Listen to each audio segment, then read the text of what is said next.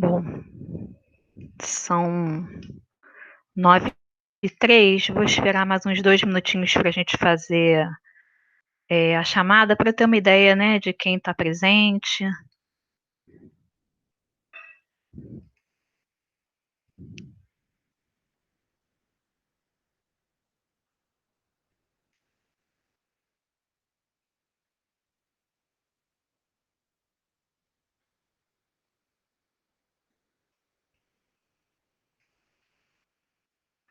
Eu vou compartilhar a tela com vocês para nós podermos ver a lista que eu recebi.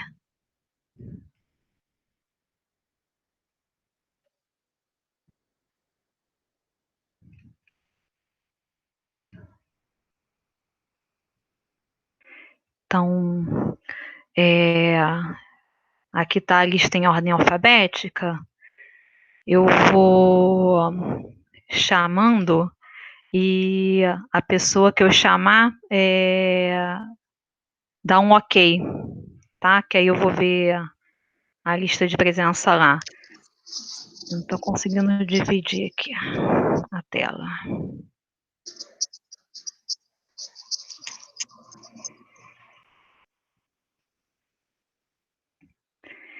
Então, a Agatha está presente? Pode se manifestar através do chat. Quem eu for chamando vai botando lá presente, ok. A Agatha acho que não está, então, né?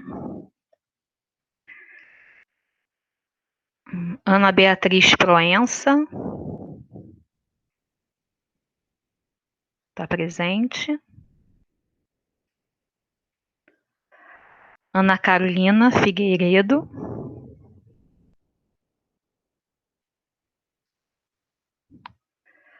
Beatriz Oliveira está presente. Acho que eu vi a Beatriz aí. Né? Seja bem-vinda, Beatriz. Bruna Regis está presente.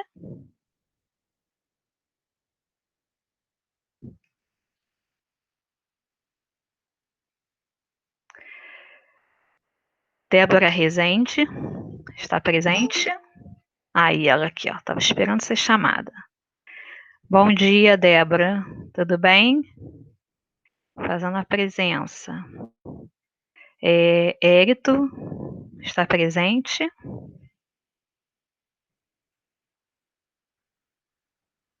Bom dia, Érito. Felipe Castro está presente.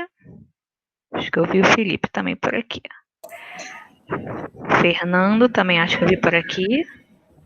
Fernando está presente. Francine, também eu acho que eu vi a Francine. Ives. Sala. Ana Beatriz acabou de chegar. Seja bem-vinda, Ana Beatriz. A gente estava fazendo ali a chamada. Então, vou dar presença aqui para você, ok? Juliana Gonçalves está presente.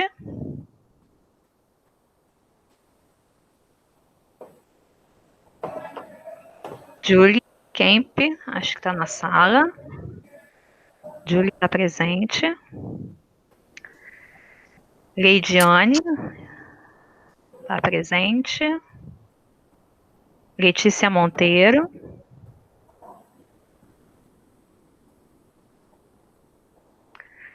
Maitê Gondim está presente.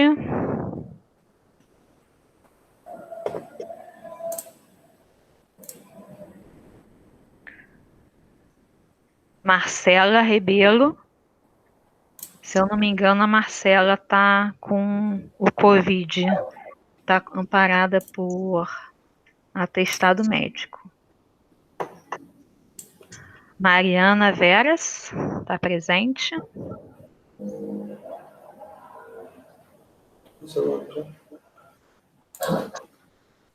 Marina Juliana está presente.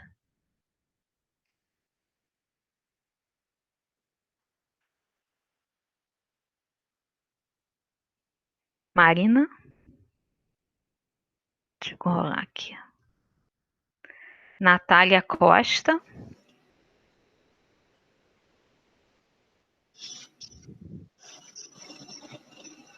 Patrícia Pereira.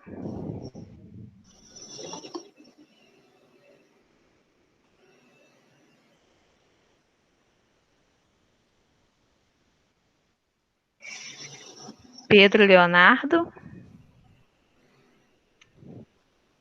Pedro Ribeiro. Suzane acabou de entrar na sala. Thaís Carolina. Tiago Lima.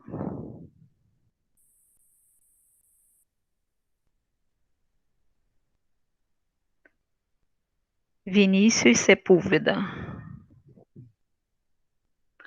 Bom, gente, muito obrigada aí pela paciência de vocês na hora da chamada, né, para ter uma ideia de quem está presente. Para quem não estava na sala ainda quando eu falei, né, eu estou gravando a reunião para que a gente possa entra na sala, para que a gente possa disponibilizar o site da pós, né, para aqueles que não estiverem presentes terem acesso também às informações. Vamos tentar utilizar a tecnologia em nosso favor nessa época um tanto diferente, nova, né?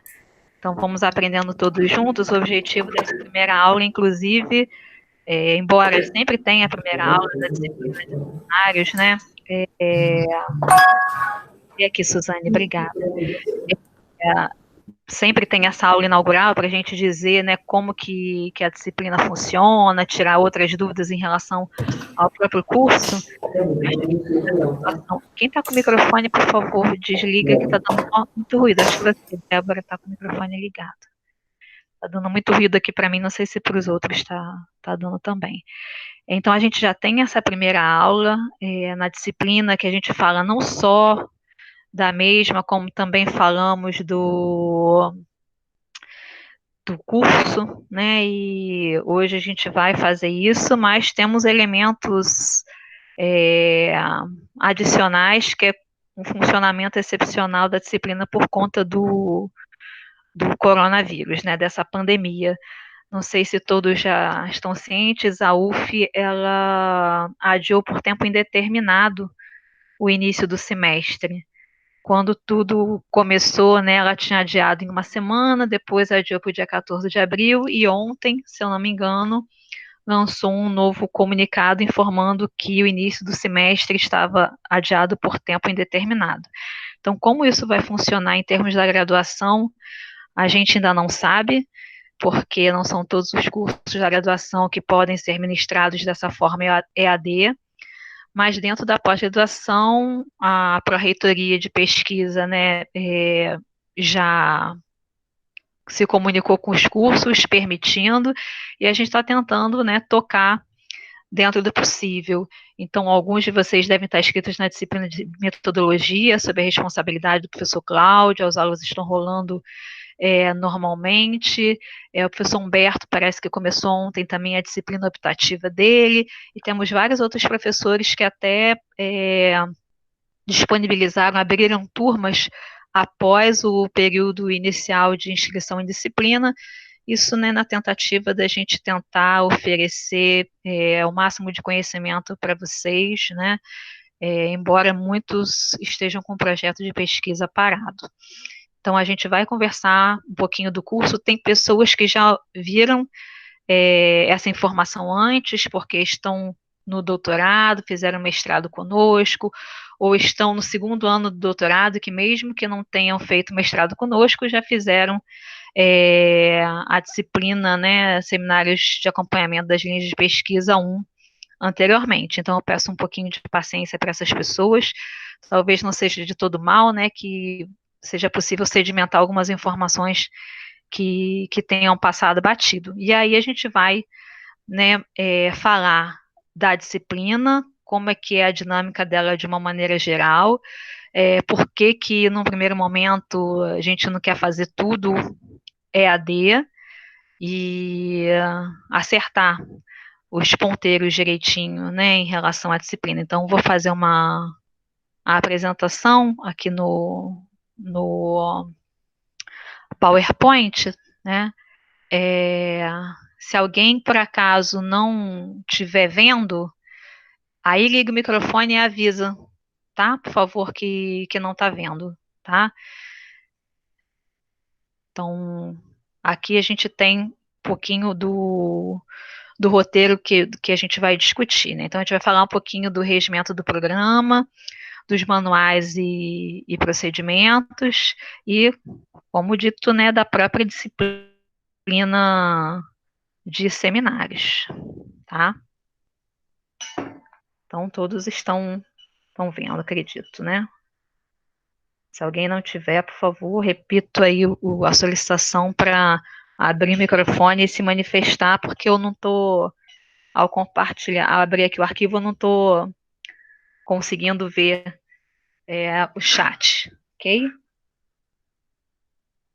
Bom, então, a coordenação do curso é composta pelo professor Cláudio Tinoco, né, que é o coordenador, e por mim. Os nossos e-mails estão aí disponibilizados. Nós temos também um projeto de representatividade discente, então temos 2 doutorandos aí representando os alunos, então os respectivos contatos, a Luana que está mais à frente, atualmente, a Luana Farinazzo, né, então qualquer questão que vocês queiram trazer à coordenação, vocês têm livre acesso através da secretaria, mas vocês também têm, né, os representantes que podem ajudar a intermediar.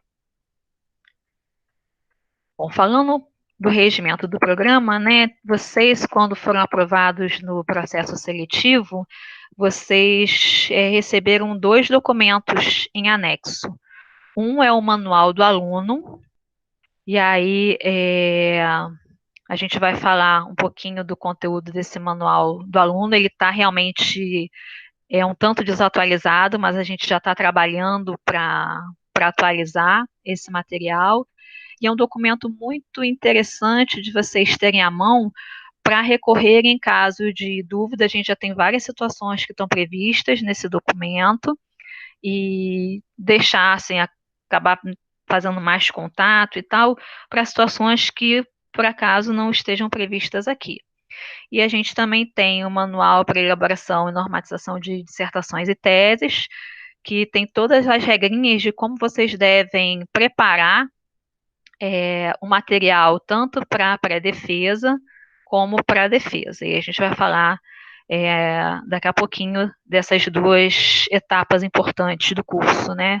Pré-defesa e defesa. Então, aqui a gente tem o índice do manual do aluno, né? Os 2 primeiros tópicos falando da inscrição no estágio probatório, a duração e as atividades do estágio probatório. Só um minutinho que eu acho que alguém está entrando na sala. A Maitê. Bom dia, Maitê. Eu estou fazendo aqui uma apresentação, tá? Então eu vou compartilhar a tela aqui com vocês. A gente já começou a conversar um pouquinho, tá?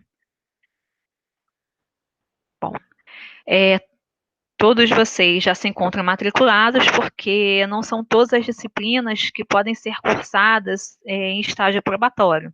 A disciplina de seminários de acompanhamento das linhas de pesquisa, por conta do principal objetivo dela, né, acaba sendo restrita para aqueles alunos que já estão matriculados. Então, alguns de vocês passaram por estágio probatório, outros foram matriculados direto, né, foram aprovados na seleção diretamente para a matrícula. Então, isso aqui não se aplica tanto, não é de tanto interesse de vocês, né? Mas aqui vem dito detalhes de como, inclusive, solicitar a matrícula uma vez que tenha sido aprovado por estágio probatório.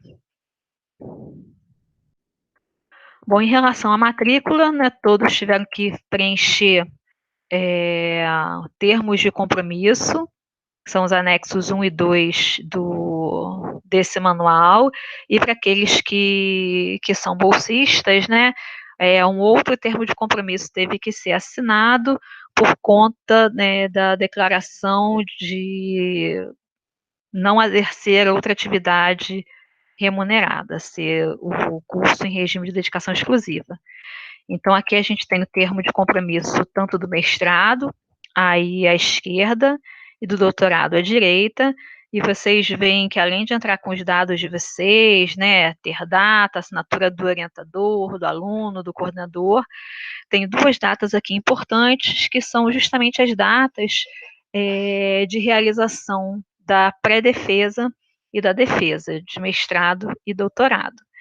Então, o curso de mestrado ele tem uma duração de 24 meses, o curso de doutorado de 48 meses.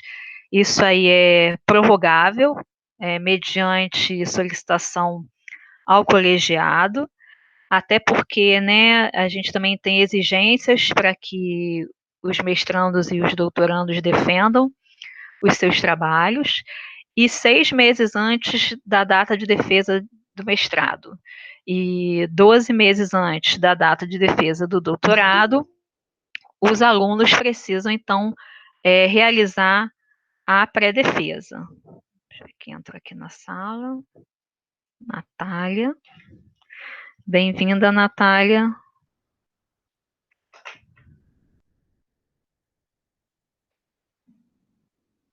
Então, eu estava comentando, né, sobre o termo de compromisso que todos assinam no ato da matrícula, tanto para o mestrado como para o doutorado. A gente falou do tempo de curso previsto. É lógico que a defesa pode acontecer antes, né, contanto que algumas exigências sejam atendidas, assim como pode ser postergada mediante solicitação ao colegiado.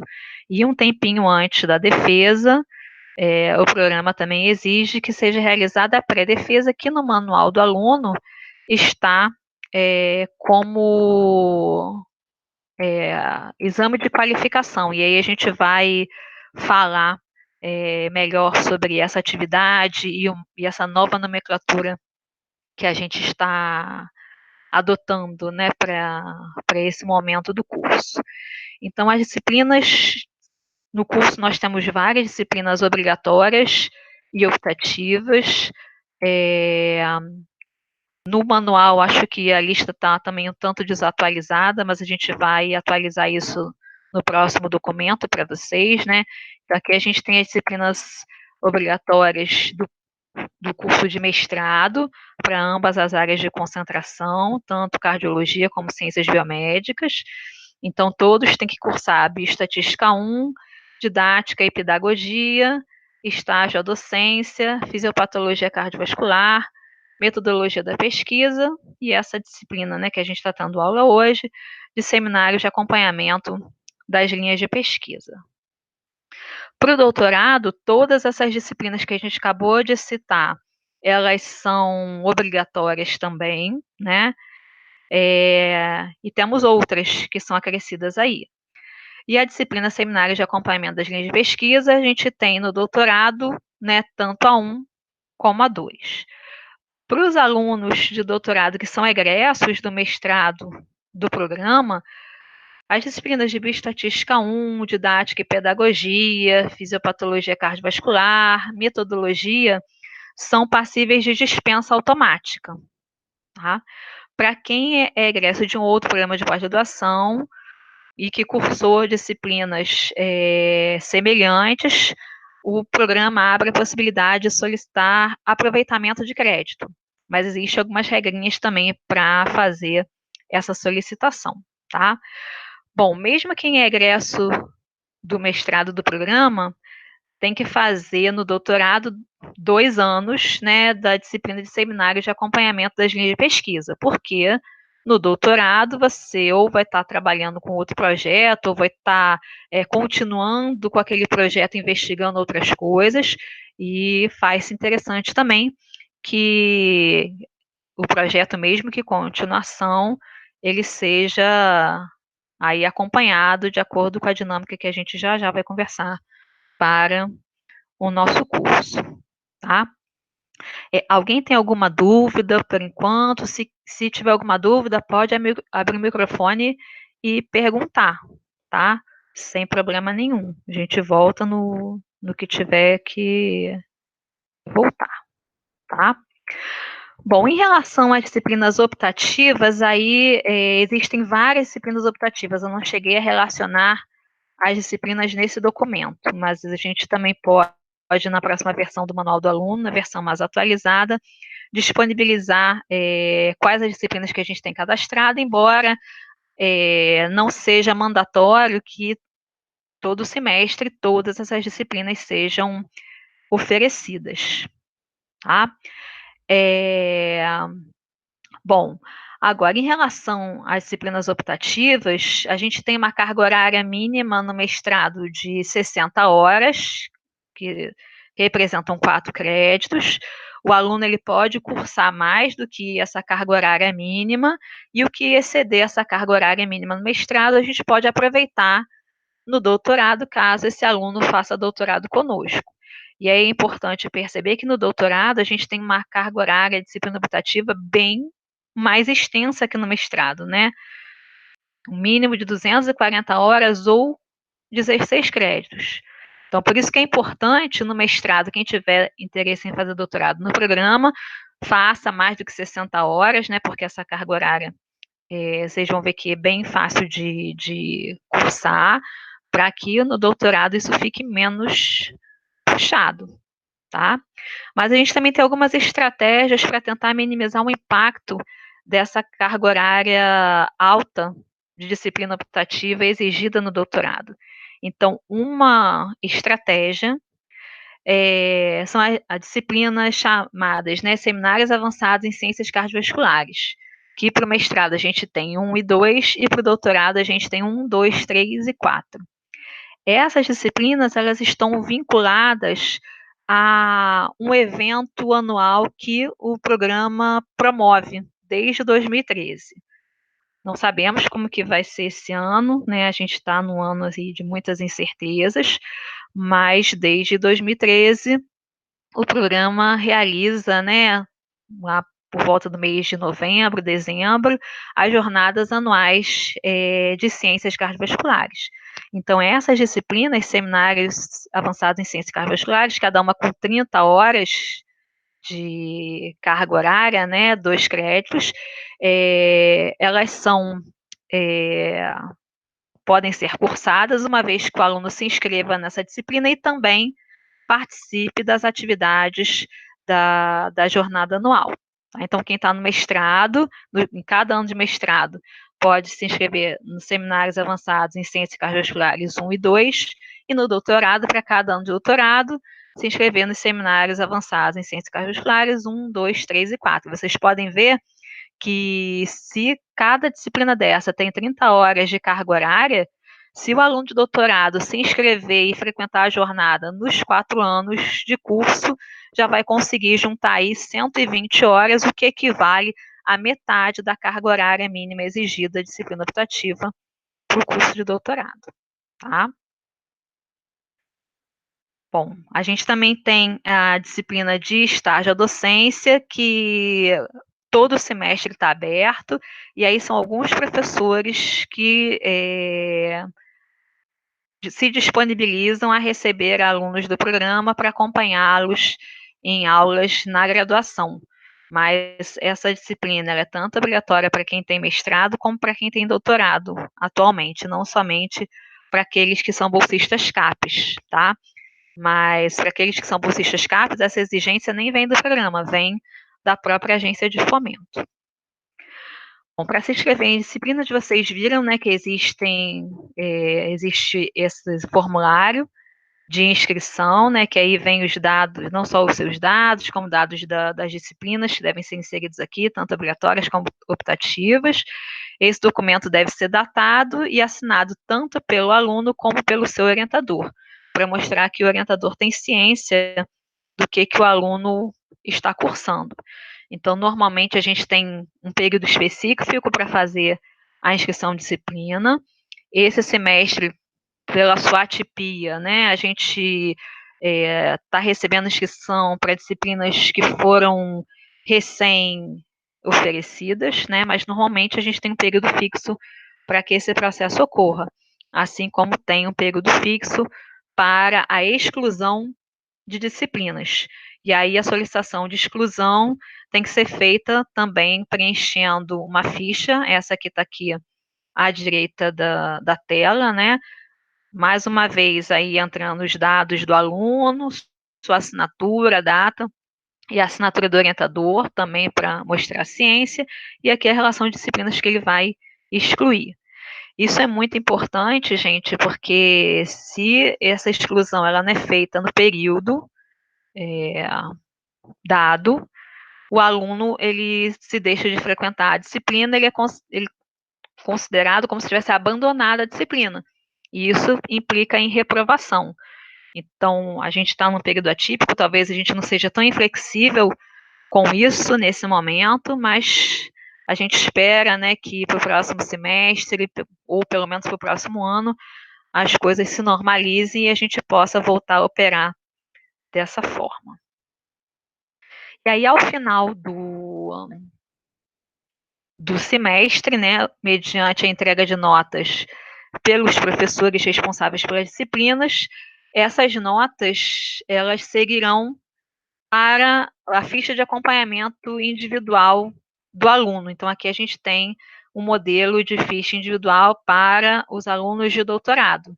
Então, a relação das disciplinas obrigatórias aqui, né, respectivas cargas horárias, quando foi cursado, a nota obtida, né, se os relatórios semestrais forem entregues, a gente já vai conversar disso, e também as disciplinas optativas que foram cursadas. Então, cada aluno tem uma ficha como essa, né, que vai ajudar, inclusive, na confecção do histórico.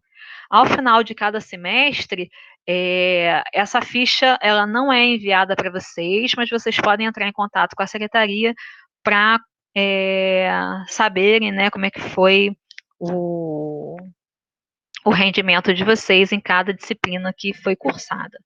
O que a gente também quer já voltar a oferecer nesse semestre é a possibilidade de vocês avaliarem as disciplinas que vocês cursaram. Então, a representante discente, Luana Farinazzo, está nos ajudando nisso, a formular um questionário no Google Docs, cujo link vai ser compartilhado com vocês, para que vocês possam avaliar as disciplinas cursadas. É muito interessante, muito importante que vocês participem desse processo ativamente para ajudar no aperfeiçoamento do programa, né? Então, vocês são o nosso principal produto. A gente precisa saber, né, o quanto que a gente está agregando a esse produto. Então, é importante, né, que vocês nos sinalizem também, enquanto nossos clientes, o quanto que a gente está se aproximando aí do que vocês pensaram que obter concurso. E nesse processo, então, né, creio que tanto aluno, como professor, como o programa como um todo, vai ter um ganho, e isso pode refletir também posteriormente na avaliação do curso pela CAPES. Então, vocês fiquem atentos, né, que a gente deve compartilhar esse link em breve com vocês, para vocês nos ajudarem aí nesse aperfeiçoamento do programa. Bom, com respeito ao aproveitamento de créditos cursados em outros programas de pós-graduação, a solicitação deve ser encaminhada com os seguintes documentos.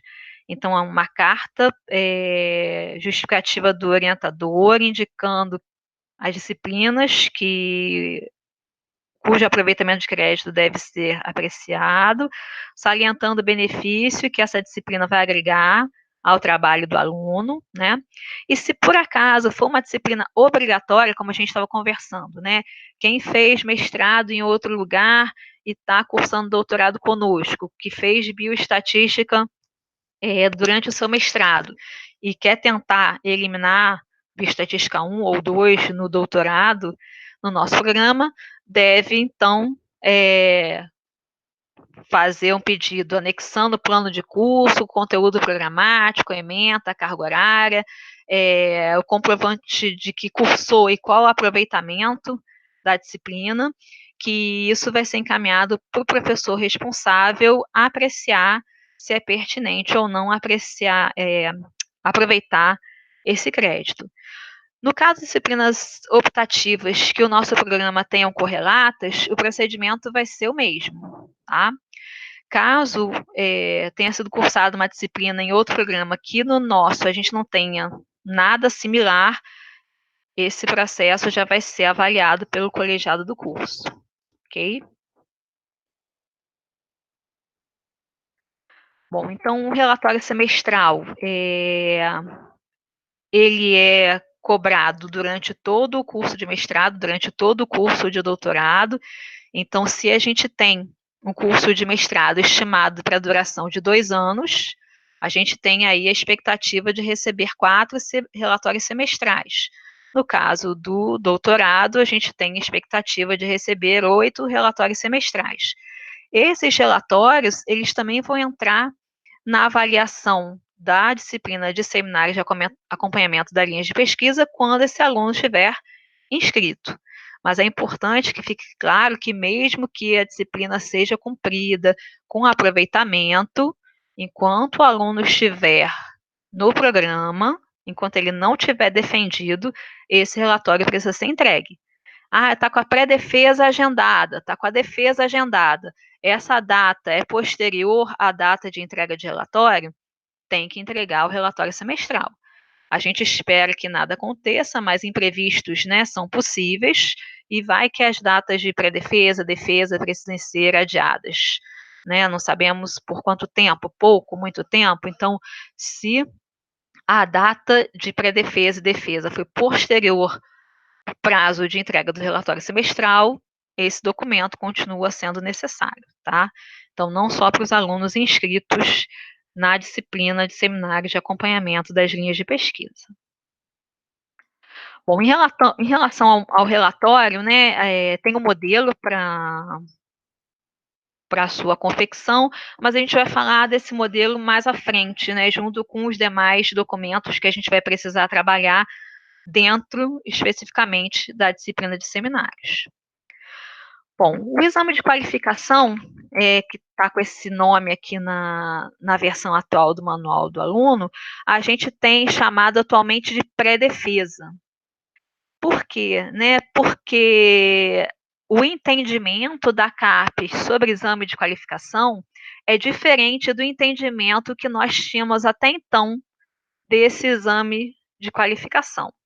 E aí, para quem já deu uma olhadinha nas orientações da disciplina de seminários, deve ter visto esse termo, né? Exame de qualificação para alunos que estão inscritos no segundo ano dessa disciplina.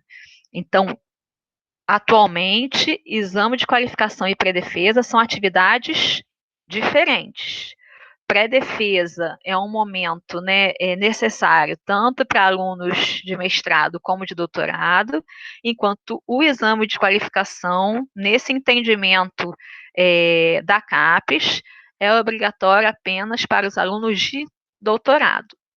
Para tentar aliviar um pouquinho o peso desse exame de qualificação, nós incorporamos essa atividade dentro da disciplina de seminários.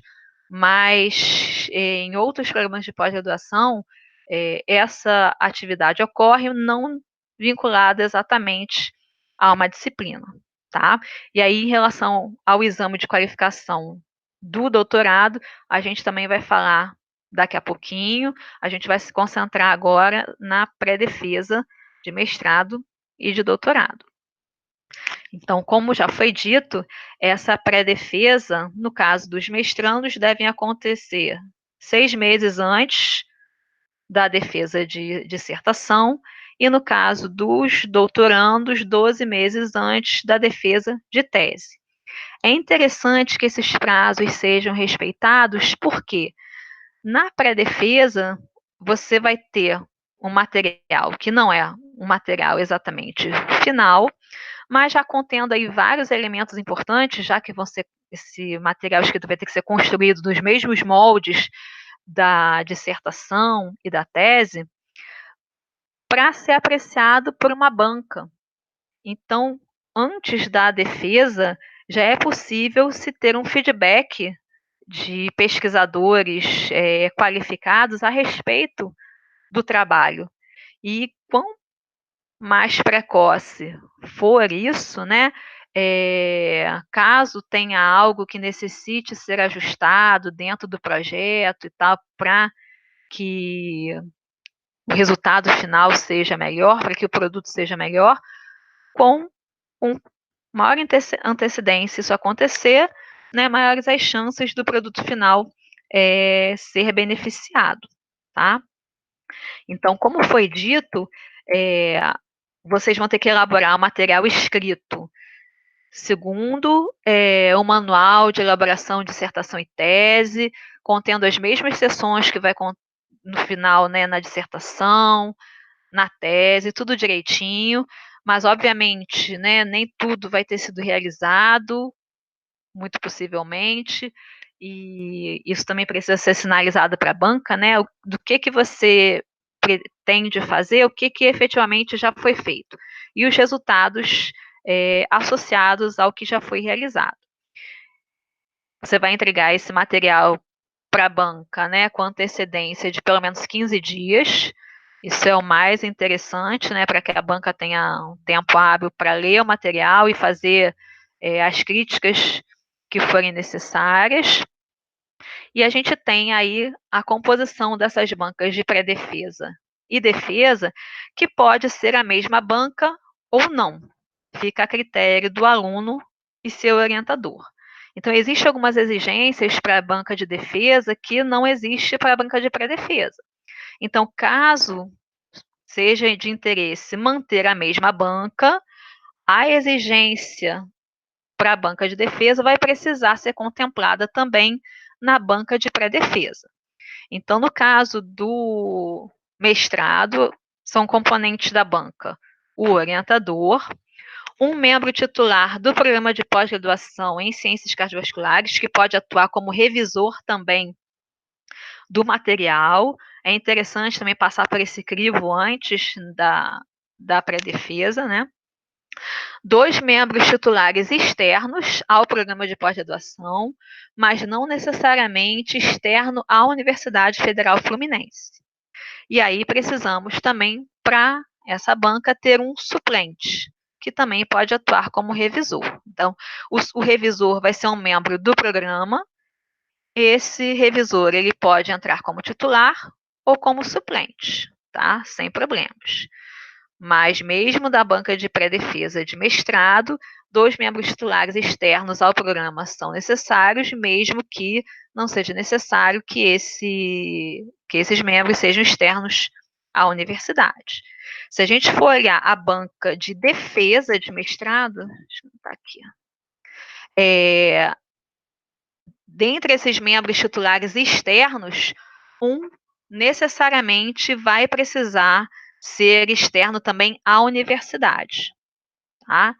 Então, diferença fundamental entre banca de pré-defesa e defesa de mestrado.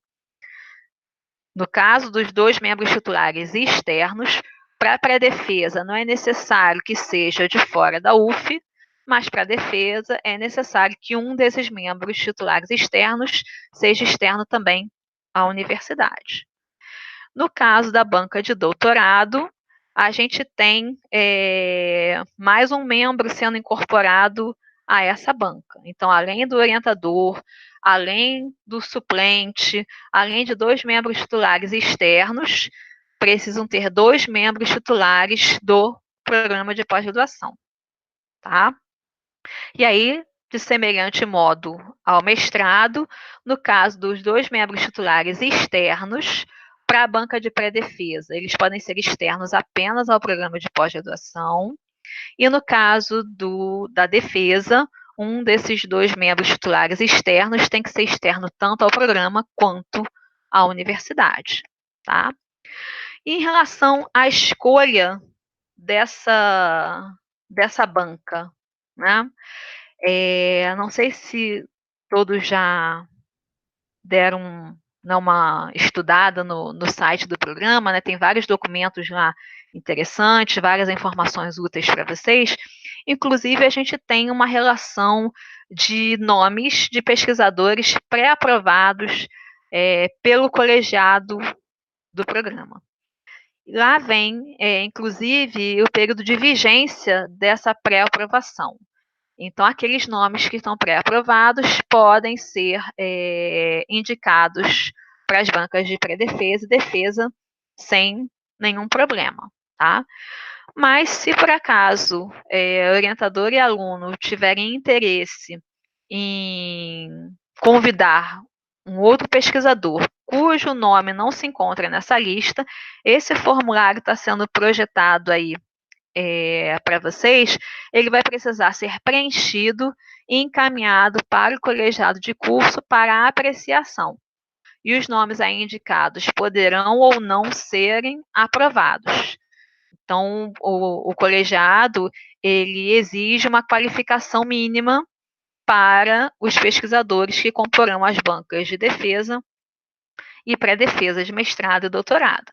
Então, além de ter os dados, né, do aluno, se é mestrado, doutorado, qual orientador, qual o título do seu trabalho, né, e quando seria a defesa ou a pré-defesa, a gente tem para cada quadrinho desse, né, lacunas para serem preenchidas com os dados dos pesquisadores que serão indicados. Então, se a gente for pegar aqui um exemplo, né, esse pesquisador que está sendo indicado, né? Qual é o nome dele completo, se ele está sendo indicado como revisor, como membro titular, como membro suplente de banca, o seu CPF, porque na plataforma Sucupira a gente precisa cadastrar esse pesquisador e o CPF é um dado necessário. O link para o seu currículo Lattes, para a gente poder checar qualquer informação que se faça pertinente, qual o vínculo atual desse pesquisador, qual o ano do seu doutoramento, a instituição, então fica claro que os membros de banca, tanto de dissertação como de tese, precisam ser doutores, tá? A área de concentração do seu doutoramento, e aqui a gente tem um resumo da produção científica nos últimos 3 anos, de acordo com a área de medicina 1. E é importante pontuar que lá na plataforma Sucupira tem como vocês verificarem dentro da área de medicina 1 qual é o qualis de um determinado periódico, mas que essa classificação ela também está em vias de ser modificada. E aí na plataforma Sucupira a gente não tem como acessar isso, mas existe um documento, caso vocês não tenham acesso, vocês podem ver no site ou solicitar a Aline, secretária do curso, né, para ter uma ideia de como está ficando essa nova classificação dos periódicos na área de medicina 1. Então, nesse formulário é importante ser preenchido para cada pesquisador indicado. Quantas publicações em periódico Qualis A1 ele tem? Nenhuma, uma, duas ou mais? Qualis B1, Qualis A2, Qualis B2. Embora nessa nova qualificação, não sei quem já deu uma olhadinha, né? O extrato A agora é subdividido em 4 categorias, né? Qualis A1, A2, A3 e A4. Até um tempo atrás, a produção científica de aluno e orientador era considerada interessante em periódicos até Qualis B2. Uma vez esse novo Qualis sendo aprovado e colocado em prática, né, a gente tem que prestar atenção que para a área de medicina 1 é interessante publicar na faixa no extrato A, A1, A2, A3 e A4, tá? A gente pode conversar um pouquinho mais sobre isso mais à frente, caso alguém tenha dúvida. E aí, aqui sinalizar se a pessoa, né, participa ou não de programa de pós-graduação, em caso positivo, qual, e um espaço aqui para vocês introduzirem qualquer informação adicional que for julgada pertinente.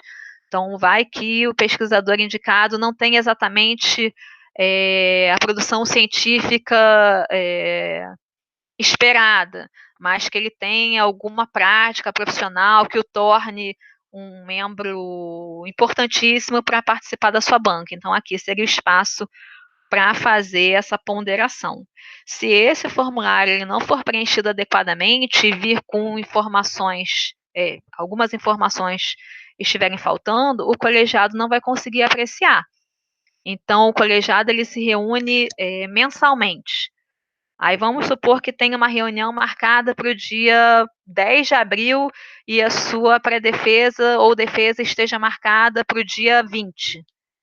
Se esse documento chegar preenchido inadequadamente para o colegiado, essa banca não vai conseguir ser aprovada. E a sua defesa ou pré-defesa provavelmente vai ter que ser adiada, transferida de dia.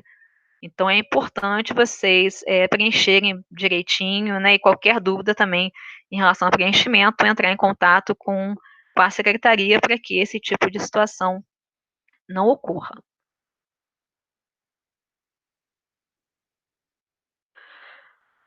Bom, então aqui a gente já falou, né, que o material deve ser entregue para a banca com um mínimo de 15 dias de antecedência da data prevista para a defesa e pré-defesa. E aí, nessa atividade, né, a apresentação oral deverá utilizar um recurso audiovisual, uma duração em média de 40 minutos, para, na sequência, ter o debate com a banca examinadora. No caso da pré-defesa, vocês vão ver que a secretaria vai encaminhar tanto a ata da atividade, como um formulário que a banca vai precisar preencher e vocês devolverem para a secretaria do programa de pós-graduação. Porque aí, nesse formulário, a banca de pré-defesa vai fazer várias ponderações que vão ser importantes para o produto final, né? Se está adequado ou não para a defesa, o que precisa ser agregado, né? Então, esse feedback para a coordenação do curso é importante e é feito através desse documento. Vários dos formulários que a gente está mencionando aqui estão disponíveis no site do programa, numa aba lá, documentos para baixar. Então, vocês podem dar uma olhadinha lá e ver o que tem disponível para vocês, né? Bom, no caso da defesa também existe uma ata, né? E ele vai dizer qual é o conceito, se o aluno está aprovado ou não, se é aprovado com restrições. E aí, em caso de aprovação ou aprovação com restrições, é importante que o aluno efetue todas as alterações sugeridas pela banca, né? Além de correções de formatação, gramática, ortografia. E no período de 3 meses, essa versão final do documento, ela deve ser encaminhada para o revisor, né, para ele verificar se realmente tudo que foi pedido foi realizado. E o certificado, né, o diploma de conclusão do curso, tanto de mestrado como de doutorado, vai ficar condicionado à entrega da versão final aprovada pelo revisor em formato PDF para a secretaria do curso. A gente precisa fazer o upload desse documento na plataforma Sucupira. Então, enquanto isso não for feito, a situação do aluno na plataforma Sucupira fica em aberto. Tá? Bom, dúvidas até aqui, pessoal? Alguém quiser fazer alguma colocação até esse momento, vou interromper aqui o compartilhamento um pouquinho para ver se alguém quer falar alguma coisa em relação ao curso, essas geras, alguma dúvida. Então, se ninguém se manifestar, né, eu vou entender que essa primeira parte da apresentação foi bem compreendida, tá? Obrigada pelo feedback, Suzane. Qualquer coisa, gente,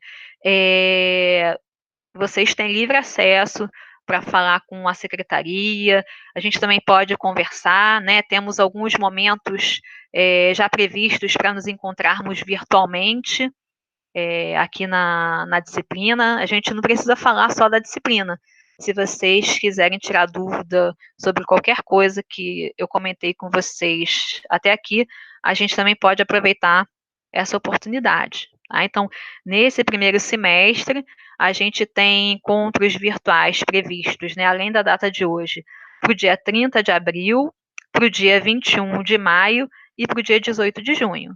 Então, em todos esses dias, eu vou estar disponível aqui para tirar dúvida de vocês, não só em relação à disciplina, como em relação ao curso, o que se fizer necessário, tá?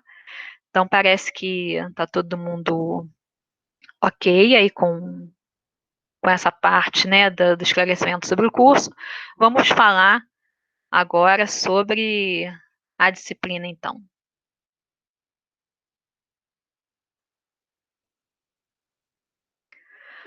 Bom, essa disciplina, ela é bem diferente, né, de várias outras disciplinas do curso, porque, na verdade, quem faz essa disciplina são vocês, alunos, né?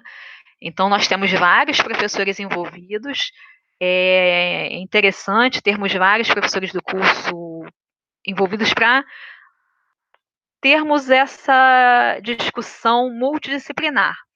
No curso, a gente tem alunos que são médicos, que são farmacêuticos, nutricionistas, educadores físicos, fisioterapeutas, enfermeiros.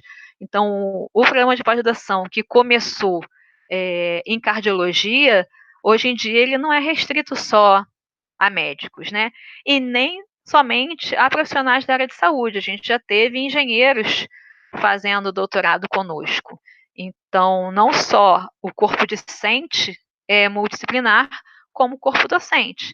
Então, é interessante que esses professores, com diferentes visões, com diferentes linhas de pesquisa, participem da disciplina de seminários para que a troca possa ser maximizada.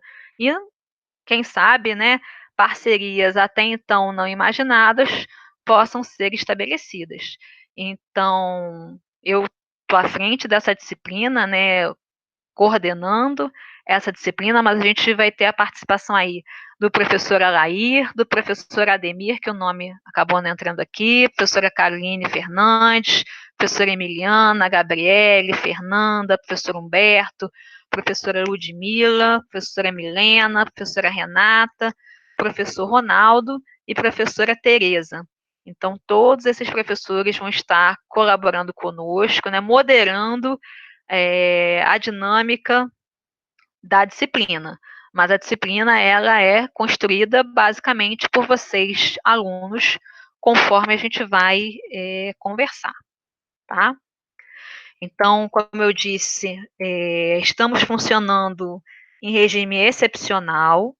A disciplina de seminários ela é uma disciplina anual diferente das demais, que são semestrais.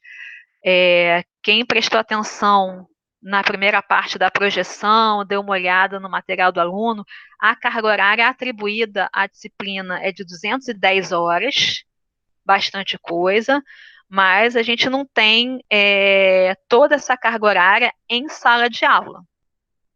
Então, normalmente, alunos de mestrado e doutorado têm aulas juntos, o que a gente não vai ter de forma mandatória nesse ano. E os encontros, eles são semanais quando necessários, mas a gente tem tentado fazer, né, em periodicidade quinzenal. Mas ao longo do ano todo, 2 vezes por mês, 2 quintas-feiras por mês, nós nos reuniríamos para atividades relacionadas a essa disciplina. Com essa questão da pandemia, tivemos que rever isso. Então, no primeiro semestre, a gente tem esses encontros virtuais programados, fundamentalmente para tirar dúvida, um período bem dilatado para vocês produzirem alguns documentos que a gente vai conversar, né, cuja data de entrega está para o dia 2 de julho, porque a ideia é termos encontros presenciais no segundo semestre concentrados. E aí existem prós e contras de tudo isso. Eu cheguei a mandar para vocês, né, um cronograma preliminar. Já recebi um feedback de alguns alunos a respeito desse cronograma preliminar. Alguns ajustes já foram realizados, né, e passados, inclusive, para os professores, numa tentativa de fazer com que todos possam participar da disciplina. Mas é importante a gente considerar que as dificuldades elas são inúmeras e bem variadas entre as pessoas e acomete não só alunos como professores também. E aí a parte relacionada à apresentação, avaliação de projeto, exame de qualificação, ela foi prevista para acontecer no final de setembro, outubro, para ter maior chance do isolamento social não se fazer mais necessário e podermos ter encontros presenciais, para que a nossa vida tenha voltado ao mais próximo, né, da normalidade, embora creio que até o que é normal vai precisar ser revisto futuramente. Mas muito tem sido falado, né, de ter abertura do isolamento social, depois de alguns períodos retornar, então tudo muito incerto. Lá no segundo semestre a gente vai ver se esses encontros previstos para serem virtuais, presenciais, precisarão ser virtuais. Não sabemos ainda, né? Vamos nos atualizando à medida que as autoridades se manifestem em relação a isso tudo, né? Inclusive, se a UF ela está com o semestre letivo sem previsão de retorno, né? Isso fundamentalmente parecendo afetar a graduação, obviamente também vai repercutir em relação a aulas presenciais dos programas de pós-graduação. Então, o que a gente tem aqui é um planejamento para o segundo semestre, que a gente vai tentar cumprir, mas a gente tem que ficar aberto às modificações que se fizerem necessárias, tá? Então, só recapitulando aí as datas do primeiro semestre para encontros virtuais.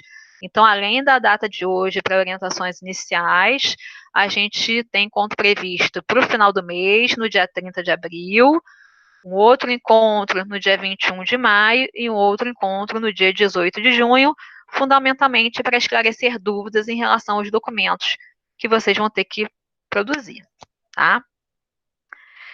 Bom, o que vocês receberam anteriormente? Uma previsão de encontros presenciais com locais, com local a definir, ao longo de 2 semanas, nas manhãs de 9 às 11 horas. Então, foi isso que foi passado num primeiro momento para vocês. No caso do mestrado, na segunda quinzena de setembro, e no caso do doutorado, pegando aí basicamente as 2 primeiras semanas de outubro. Essa questão da disciplina concentrada, né, ela desde sempre, independente de pandemia, sempre teve prós e contras, né? Muitas pessoas achavam que a disciplina de seminários, que é anual, seria melhor que fosse concentrada, porque aí já terminava logo e o aluno poderia se dedicar mais ao projeto de pesquisa e outras atividades da pós-graduação. Outros preferiam periodicidade semanal ou quinzenal, quando possível. Então, agradar a todos nunca será possível. Então, a gente só está trabalhando nesse regime de aulas concentradas, ou prevendo isso, por conta da pandemia. A gente pretende, tão logo possível, né, retornar para o sistema regular de atividades, né, semanais ou quinzenais. Bom, mas assim, o que não tinha sido considerado naquele momento, né? Que nós temos alunos que não residem em Niterói, que residem, por exemplo, em Friburgo, não teriam um lugar para ficar em Niterói. Friburgo para Niterói não é tão longe, mas também não é tão perto, né? Envolve um desgaste, envolve gasto de passagem. Então, ouvindo esses alunos, né, a gente propôs uma alteração nesse regime concentrado que foi planejado. Bom, também tem pessoas que, uma vez que a vida se aproxima da normalidade, esse regime de aula concentrada também pode ser ruim, porque trabalha em outro lugar, e aí fica difícil se ausentar todo dia, né? Então, essa flexibilização pode ajudar pessoas nessa situação também, né? Quando os alunos entrarem em contato comigo para ponderar um pouquinho, né, do esquema original que foi passado, o que eu falei que nós conversaremos hoje, né? E é importante a gente perceber que tem gente que tá em casa, né? Mas está em casa com criança, tem afazer doméstico, tá com idoso, tem gente que tá com o coronavírus, né? Então, assim, já começarmos as aulas nesse semestre considerando isso e a própria dinâmica da disciplina, que é bem peculiar, foi considerado um tanto complicada por nós professores, né? Então, por isso que permaneceremos com esses encontros virtuais no primeiro semestre, para tirar dúvida, vocês vão ter um tempo bem dilatado para produzir todos os documentos, e essa previsão de encontros presenciais no segundo semestre, lá para setembro e outubro, para a vida tentar, né, quem sabe, ter voltado mais próximo da normalidade. Mas aí o que nós pensamos, né? De concentrar mais ainda as aulas da disciplina, dando, em vez de em 2 semanas no período da manhã, dando em 1 semana no período da manhã e da tarde. Só que, se vocês forem olhar o documento original enviado, tinha uma frequência mínima de 7 encontros. Então, se eram 10 dias de aula, 7 dias de aula a pessoa teria que estar presente para poder ter a frequência mínima para aprovação, que a gente tem tanto a frequência mínima como média mínima para aprovação. E aí, né, a pessoa teria que ir 7 dias de 10 para assistir a aula. Então, a questão do custo, a questão do trabalho e tal. Aí vocês podem pensar, poxa, mas aí em vez de botar 10 dias de aula, ela está colocando 5, manhã e tarde, para quem trabalha também é complicado, né? Para quem mora em outra cidade, não tão distante, seriam menos dias de passagem para vir, né? Então, já ajudaria nesse sentido, mas para tentar tornar a coisa menos pesada ainda, a frequência mínima foi reduzida para 5 encontros. Então, se a gente tiver 5 dias de manhã e tarde, a gente pode considerar 10 encontros. Tá? E se desses 10 encontros a frequência mínima for 5 encontros, pode se organizar de que maneira, né? A pessoa frequentar 2 dias inteiros e uma manhã, uma tarde, ou frequentar todas as manhãs, ou frequentar todas as tardes, ou ir ciclando, né, nessas possibilidades, obviamente também atentando para os dias que estiver escalado para apresentar trabalho, para avaliar trabalho, ou no caso de quem é doutorando e está fazendo o segundo ano da disciplina, para apresentar, realizar o seu exame de qualificação, né? E aí, para que isso fique também menos puxado ainda, vocês devem ter visto que mestrandos e doutorandos estão com atividades previstas em dias diferentes, mas a frequência ela pode ser computada também se o mestrando for numa aula dos alunos de doutorado, ou vice-versa, né? Então, isso abre a possibilidade também para algumas pessoas frequentarem aulas ao longo de 2 semanas e não ao longo de uma semana só. Como normalmente, né, em situação regular, mestrandos e doutorandos têm aula junto,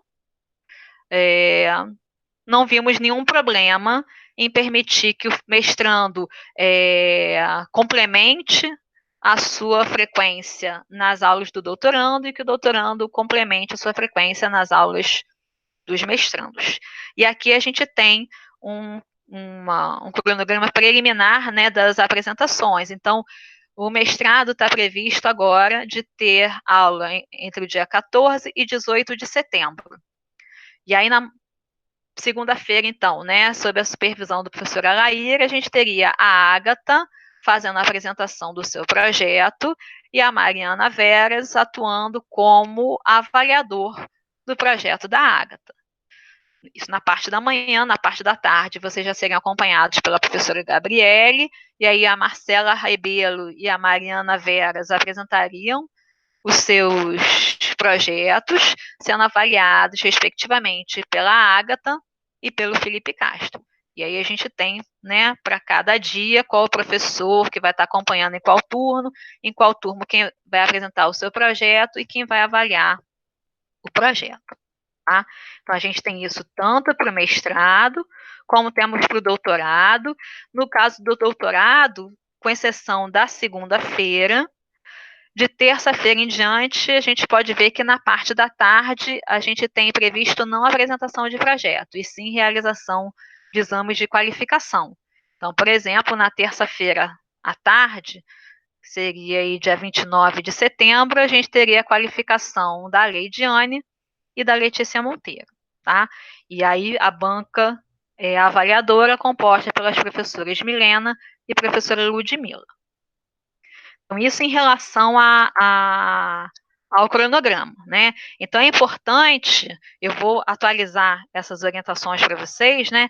É importante todo mundo conferir se está escalado para apresentar projeto, se está escalado para avaliar projeto, e no caso dos doutorandos que estão realizando seminários de acompanhamento das linhas de pesquisa 2, se já há escalação para a realização do exame de qualificação.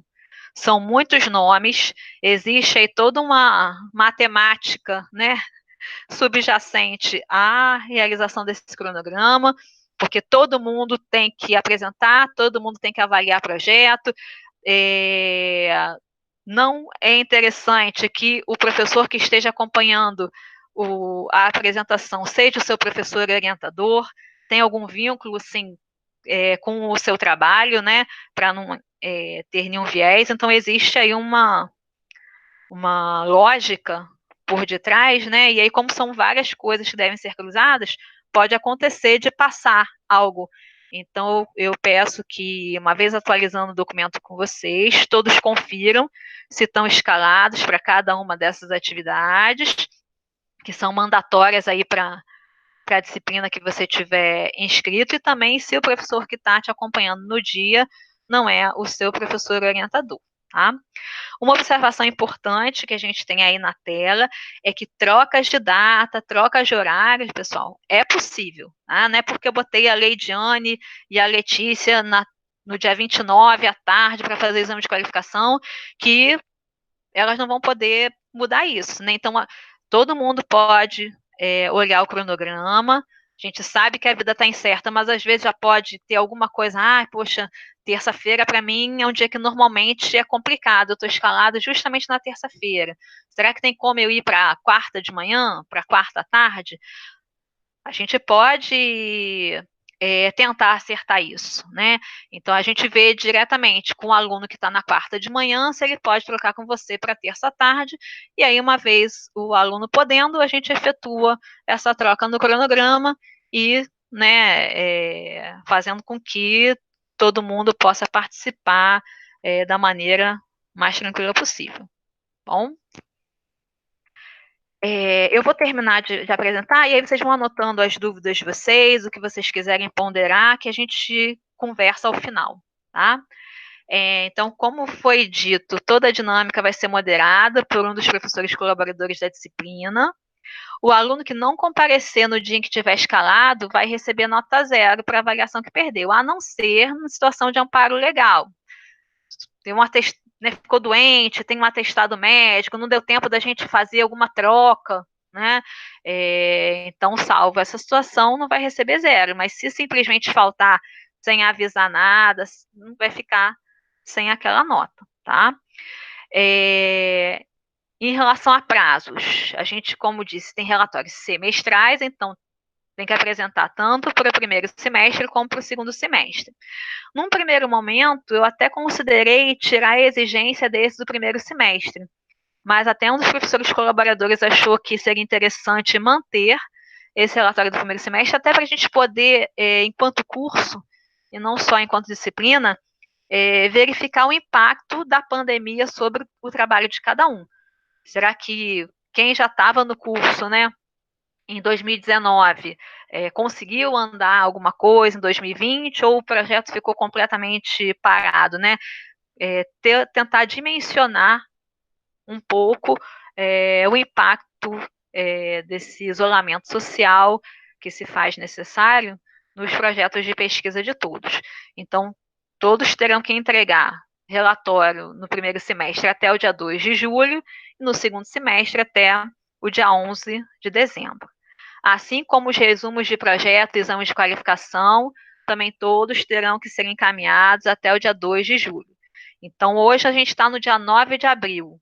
Se é até dia 2 de julho, são praticamente 3 meses para elaborar todos esses documentos, né? E tirar dúvida aí no meio do caminho que se fizer necessário. E por que a gente está pedindo para entregar isso até dia 2 de julho? Até porque, se as aulas vão ser concentradas, e se todos participam ativamente das aulas, vocês vão ter de julho até setembro para estudar esse material que vocês vão estar recebendo.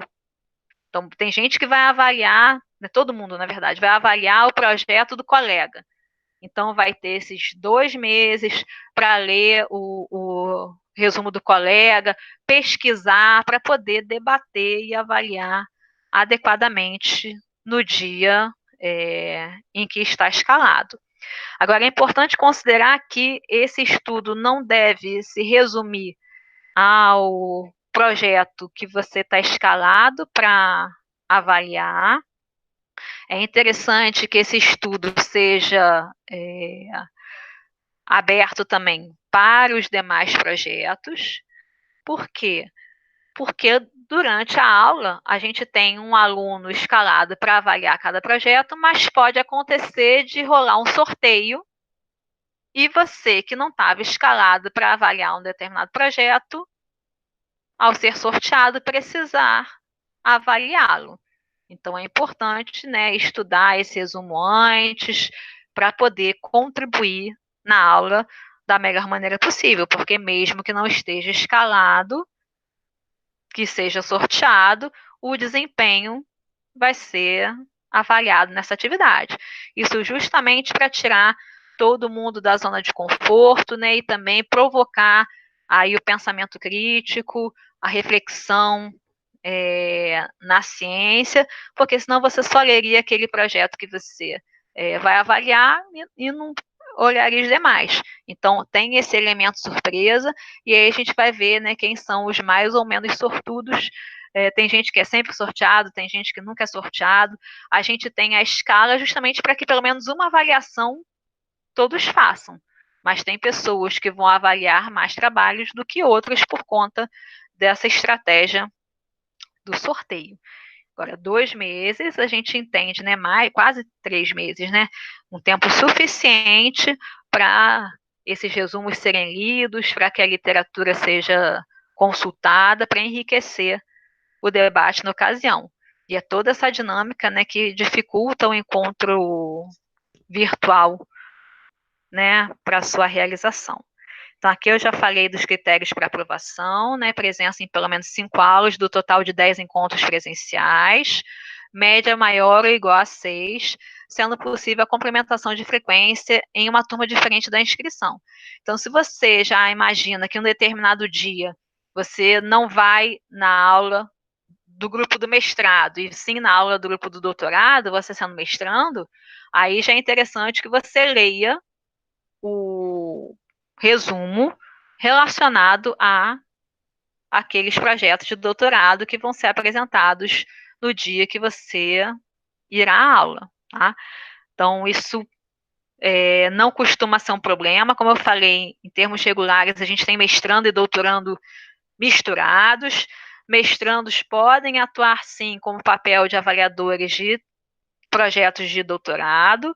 A nota final que cada aluno vai receber não é dado pelo seu colega, é dado pelo professor, e o professor, né, baseado na sua experiência, ele vai ver se os comentários que foram feitos pelo aluno é adequado para o nível que ele está de mestrado, para o nível que ele está de doutorado.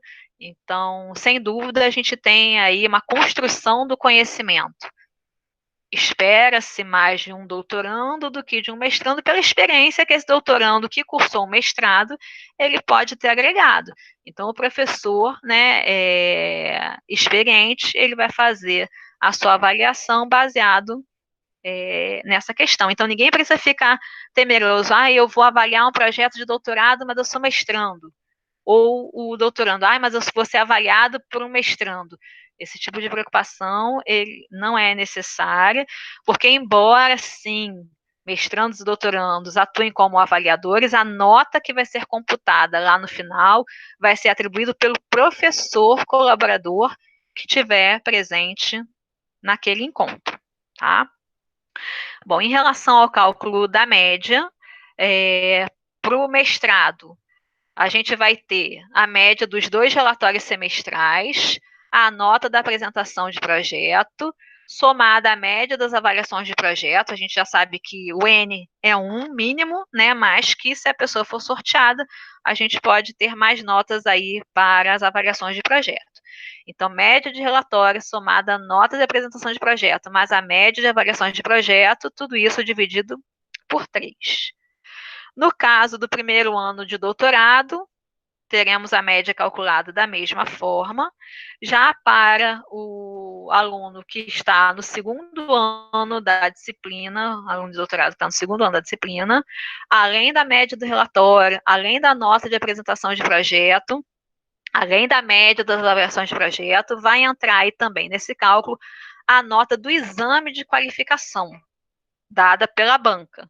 E o denominador, então, deixará de ser 3 para ser 4. Tá? Em relação à dinâmica da disciplina, começando aqui pela apresentação, avaliação de projeto.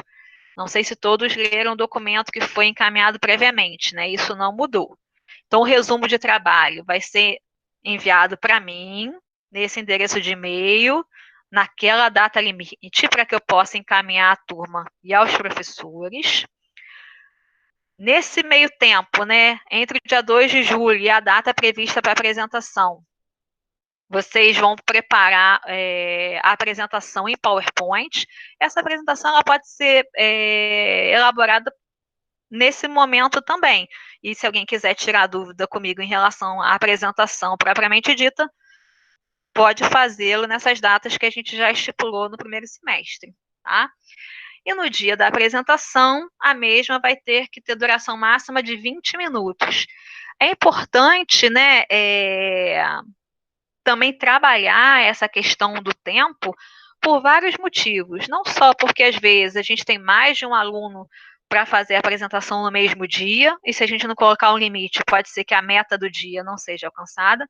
Até porque, né, quem tiver interesse em fazer um concurso, por exemplo, para professor mais à frente, ou for apresentar o seu trabalho num evento científico, uma apresentação oral, há limite de tempo. Na sua Sérgio, não sei se alguém já apresentou, fica inclusive um reloginho lá rodando, né? E muitas vezes a banca vai te cortar se você passar daquele tempo. Então, muitas vezes a cereja do bolo mesmo possa não ser discutida. Então, a gente já vai fazer esse exercício, né, de controlar o tempo dentro da disciplina de seminários. E aí, cada aluno avaliador, escalado ou sorteado, vai ter 10 minutos, né, para comentar o trabalho apresentado. Então, se são 2 horas de aula e tivermos 2 alunos para apresentar seu projeto, a gente vai ter 1 hora de aula dedicado à apresentação e discussão de um projeto e a outra segunda hora de aula para o segundo projeto. A apresentação ela vai seguir a mesma estrutura do resumo, e aí a gente tem 2 estruturas previstas. para aqueles trabalhos que já contam com resultados preliminares e para aqueles trabalhos que não contam com resultados. O processo seletivo ele tem sido encaminhado de uma forma que a maioria dos alunos aprovados para a matrícula já disponham de dados. Então, a gente espera, né, que menos alunos precisem elaborar sua apresentação e seu resumo dentro dessa segunda formatação prevista. Mas aqueles que têm dados vão estruturar o seu resumo de que forma, né? Então, uma parte introdutória, depois seguida dos objetivos, a metodologia, resultados, discussão e conclusão, e a parte, né, a lista de referências bibliográficas. Então, as referências bibliográficas, elas não vão entrar dentro do limite de palavras estabelecidos para o resumo, elas vão vir à parte, e essas referências vão ser citadas no texto numericamente. Então, o estilo adotado para a citação de referências nos resumos é o estilo Vancouver, tá? É interessante que no seu resumo você dê uma ideia geral do que você pretende fazer, né, do que seu projeto envolve, e até aquele momento o que você conseguiu realizar de todo o planejamento. Os alunos que ainda não tiverem dados, além de apresentar a revisão da literatura e o desenho do projeto, né, aí dentro da estrutura de introdução, objetivos, metodologia, vão precisar incorporar o cronograma de execução, embora nesse momento, né, eu acho que tudo esteja bem difícil nesse sentido, além das referências bibliográficas. E o limite de palavras são, então, 500 palavras. Muitos podem falar, pouca coisa. Essa é a realidade da vida, gente. A gente é obrigado a contar a história mais interessante possível num limite. Se você vai submeter resumo para um evento científico, você tem muitas vezes um sistema online e se o seu resumo ultrapassa o limite máximo de palavras ou de caracteres, simplesmente não entra. E se você não fizer um exercício para se ajustar, o seu resumo vai incompleto. E se ele for incompleto, isso vai prejudicar a apreciação do resumo para aprovação. E às vezes o seu resumo pode não ser aprovado, não porque o seu trabalho não seja interessante, mas porque você não conseguiu mostrar isso no seu resumo. O mesmo acontece para artigos científicos, que todos vão precisar escrever no final do seu curso. Eu até cheguei a. Não comentei a respeito disso, né? É importante a gente aproveitar e fazer essa observação. Para defender o mestrado, é importante que o aluno comprove, né, que submeteu um artigo científico associado ao seu projeto de pesquisa. Então, para agendar a defesa, vai precisar enviar para a secretaria e para a banca um comprovante de submissão de artigo científico. Para o caso do doutorado, a exigência é ainda maior, porque não é exigido um comprovante de submissão, é exigido um comprovante de aceite. Então, não só o trabalho tem que ter sido submetido, como ele precisa ter sido aceito pelo periódico. Não precisa estar publicado ainda, pode estar somente aceito. Então, é importante pensar de trás para frente, porque esse processo de avaliação por periódicos, dependendo do periódico, pode ser um processo extremamente moroso. Fora que não necessariamente o seu artigo vai ser aceito de primeira. Há a chance dele ser recusado, a gente espera que isso não aconteça, ou ser solicitado ajustes no artigo. E ajustes que podem ser os mais triviais, de texto e tal, até experimentos que precisem ser realizados. Então, isso tudo faz com que o planejamento, né, do desenvolvimento do projeto tenha que ser bem pensado. E aí, para você fazer esse artigo, cada revista tem as suas normas de formatação. E aí você tem limite não só para o resumo, como você tem limite até para o artigo inteiro, um limite máximo de referências, um limite máximo de palavra. Isso varia não só, né, se for artigo original, como se for revisão, se for ponto de vista, se for editorial. Então, assim como a gente tem regras de formatação que a gente está definindo aqui, né, assim como tem regras de formatação para dissertação e tese, a regra de formatação para submissão de trabalho em evento científico e para submissão de artigo. Então, esse exercício a gente está tentando fazer dentro da disciplina também. Então, para muitos pode ser pouco, mas é importante que a gente tente se adequar. Aí, após a exposição do projeto pelo pós-graduando, escalado, como eu disse, né, esses alunos previamente selecionados ou sorteados no decorrer da aula deverão discutir, comentar e avaliar o trabalho apresentado, preenchendo o formulário de avaliação que foi encaminhado a vocês, né, o anexo 1. Então, todos, uma vez a aula sendo presencial, devem levar a todas as aulas esse formulário de avaliação, que tem que ser preenchido e entregue ao final da aula, né, preenchido e assinado, entregue ao final da aula para o professor avaliador, tá? Mas mesmo que você não tenha sido escalado ou sorteado no dia da apresentação, se você quiser fazer algum comentário a respeito do trabalho que foi apresentado, todos, né, podem ficar à vontade, tá? Só que os comentários adicionais não deverão exceder o tempo total de 15 minutos para que a gente não saia mais tarde da aula. Aqui a gente tem o anexo 1, né, que é o formulário de avaliação de trabalho. Então é importante datar, preencher lá com o título do trabalho que está sendo avaliado, quem é o autor, o orientador, o aluno que está atuando como avaliador e o professor que está acompanhando a aula, né? Aí a gente tem uma primeira tabelinha para preenchimento do aluno avaliador. Então, esse aluno avaliador, sobre o trabalho que foi apresentado, ele vai avaliar relevância e originalidade. E aí vai atribuir até 1,5 ponto. O trabalho apresenta clareza dos objetivos? Até 2 pontos. Como que está o delineamento da pesquisa e a coerência da metodologia? Está ok? Tem satisfatório? Até 2,5 pontos para atribuir. E a apresentação e análise de dados? Como é que foi? Também 2,5 pontos. E qual o potencial de aplicabilidade e impacto dessa pesquisa? Até 1,5 ponto. Então, o aluno vai atribuir a pontuação para cada item desse, e ao final a gente vai ter um somatório, que seria a nota desse aluno avaliador para o aluno apresentador.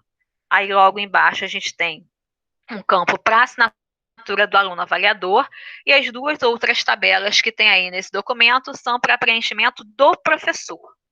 Então, vocês podem ver, né, que quem vai fazer a avaliação dos alunos protagonistas aí do dia vai ser o professor. Então, a gente tem uma primeira tabela para avaliação do aluno avaliador. Então, como é que foi os seus comentários? Foram pertinentes ou não, considerando que ele é mestrando, considerando que ele é doutorando? Como é que foram as suas colocações? Foram claras? Foram confusas?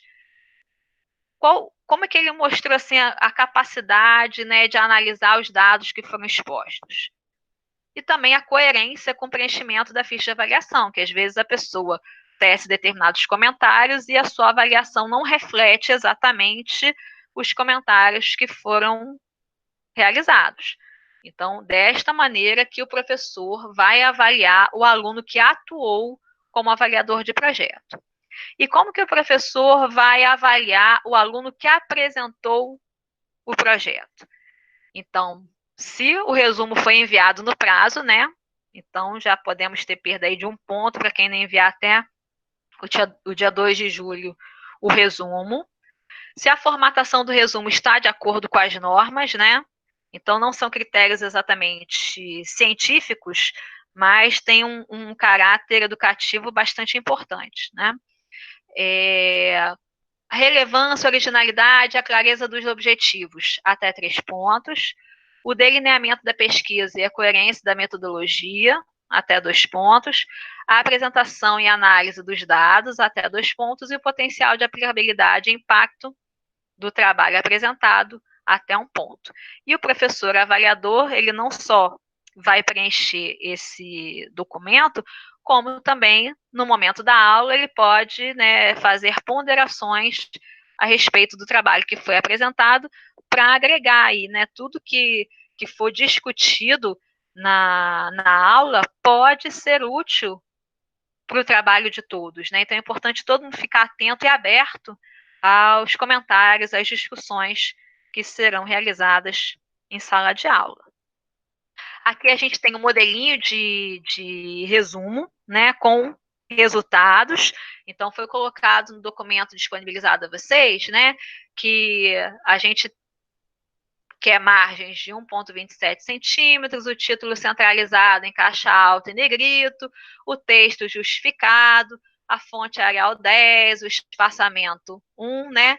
E aí a gente vê aqui o título centralizado, a identificação do aluno, no caso, doutorando, quem é o professor orientador, o resumo estruturado, né? Então, as seções do resumo também em caixa alta, em negrito, introdução, objetivo, metodologia, resultado preliminar, né? Discussão barra conclusão, e embaixo as referências bibliográficas que não entram aí no limite máximo de 500 palavras. Então, observem que as referências estão citadas em ordens de apresentação, né, numeradas, e ali no texto vocês veem, né, onde está a referência 1, onde está a referência 2, e assim por diante.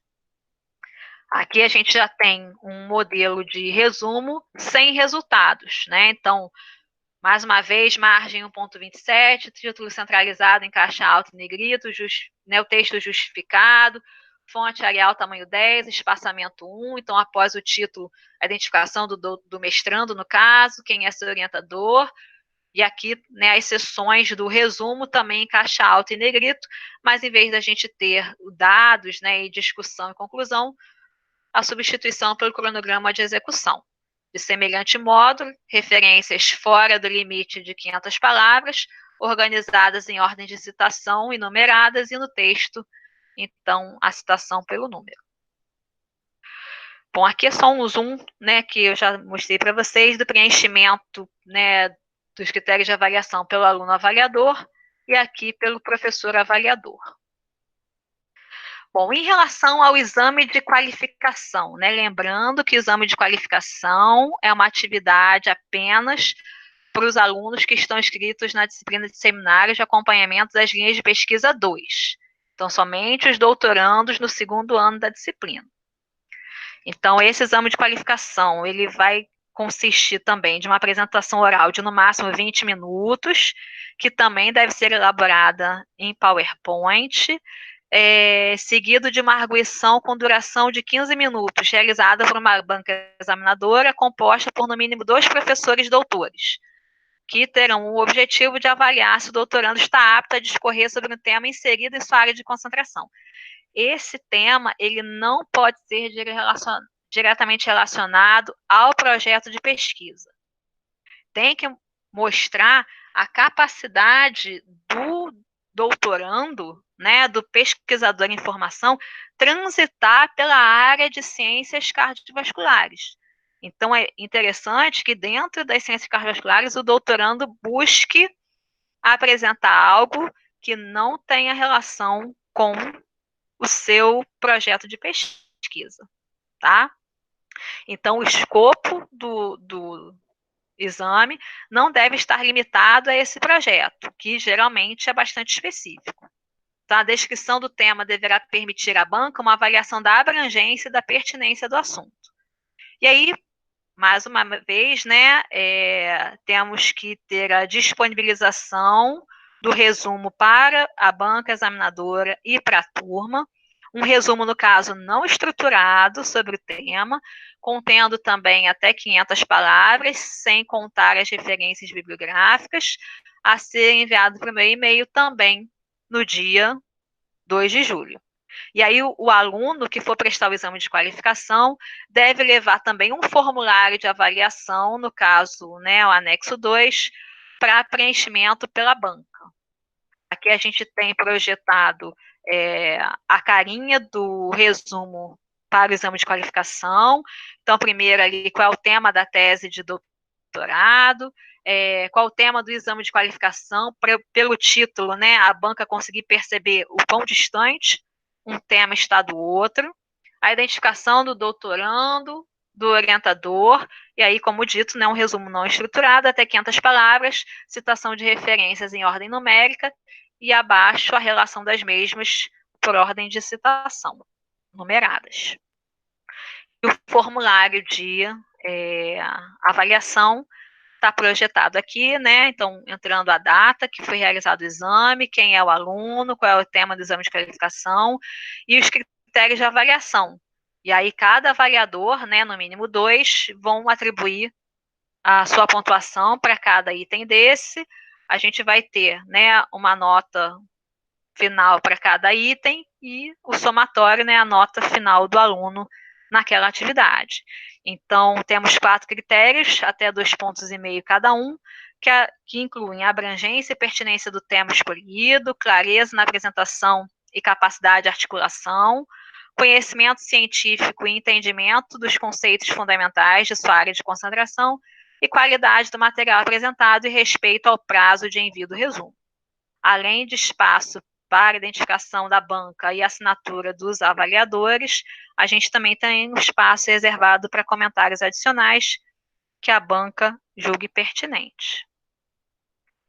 Bom, em relação aos relatórios semestrais que eu comentei que deverão ser entregues independente da inscrição na disciplina de seminários, eles não devem exceder o limite de 10 páginas.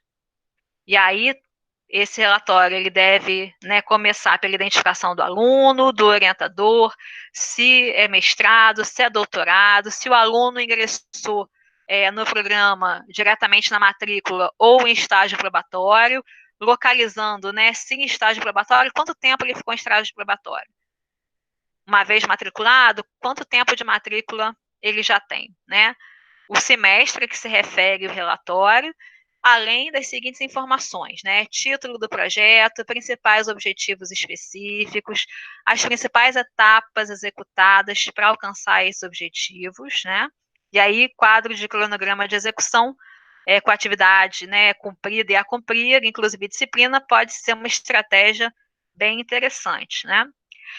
A apresentação e discussão sucinta dos principais resultados obtidos, deixando claro, né, qual é o avanço teórico, experimental ou prático obtido pela pesquisa naquele semestre. Fatores que interferiram na execução do projeto, tanto positivos como negativos. Então, dá uma ideia se seu projeto ele não andou como o imaginado, né? Por que que foi? Se ele andou mais, né? O que que pode ter ajudado? Além de, né, ser interessante relatar a produção científica durante todo o curso, né? Não só atualizando o que que foi agregado naquele semestre, mas até aquele semestre o que que foi produzido relacionado ao projeto em pauta, né? E aí não só artigo científico nacional, nem periódico nacional e internacional, como também apresentação de trabalho em evento científico, patente ou registro de invenção técnica, entre outros.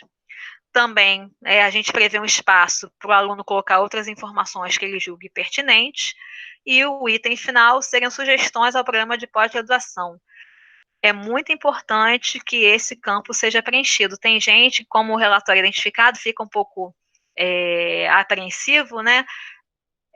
Mas eu entendo que tudo seja a maneira com que a colocação é feita, né? Se for de maneira respeitosa, não vejo problema nenhum, acho que vocês têm mais que se colocar mesmo, né? E a gente sabe que ainda assim pode ter um viés na coleta desse tipo de informação, então o programa também está se articulando para disponibilizarmos a vocês o link de um formulário para ser preenchido no Google Docs anônimo, que vocês possam avaliar o curso, a orientação, né?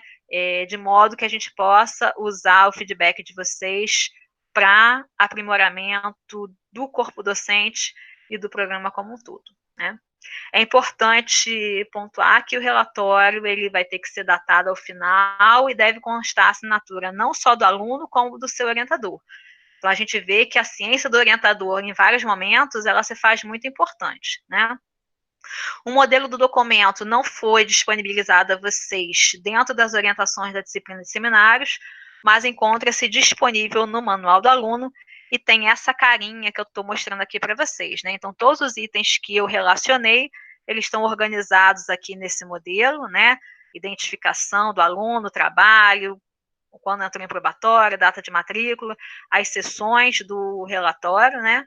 Ao final, vindo a data, campo para assinatura de aluno e orientador. E aí, como que esse relatório ele é avaliado? E aí essa nota entra, como já foi dito, na média da disciplina de seminários, mas mesmo que você não esteja inscrito, né, depois que você já tiver cursado, que tiver sido aprovado e tal, você vai ter esse feedback também, mesmo que a nota não entre, né, para a média de nenhuma disciplina, você vai receber essa avaliação para você ter ideia, né, como está a condução do seu trabalho. Né? Então, os professores que avaliam os relatórios, e aí são vários, além daqueles nomes que eu já mencionei a vocês hoje, né, que colaboram diretamente com a disciplina. A gente tem outros professores envolvidos nessa atividade. Então, eles também vão atribuir pontuação se o prazo foi respeitado, se a formatação foi respeitada, né, cada item desse valendo um ponto, não tem relação direta com o relatório, o conteúdo do relatório em si, né, mas os demais critérios têm. Então, com o item 3 do relatório, né, o item 3 do relatório, que são as principais etapas executadas no período. Então, o professor ele vai avaliar a coerência entre essas etapas cumpridas e o tempo de mestrado e doutorado do aluno. Já os itens 2 e 4 do relatório, né, então, principais objetivos específicos do projeto e os resultados que foram obtidos, né, vão ser avaliados quanto à coerência. Então, o meu resultado ele é coerente com os objetivos que eu estabeleci ou não, né? Os itens 5 e 7 do relatório, então, 5, né?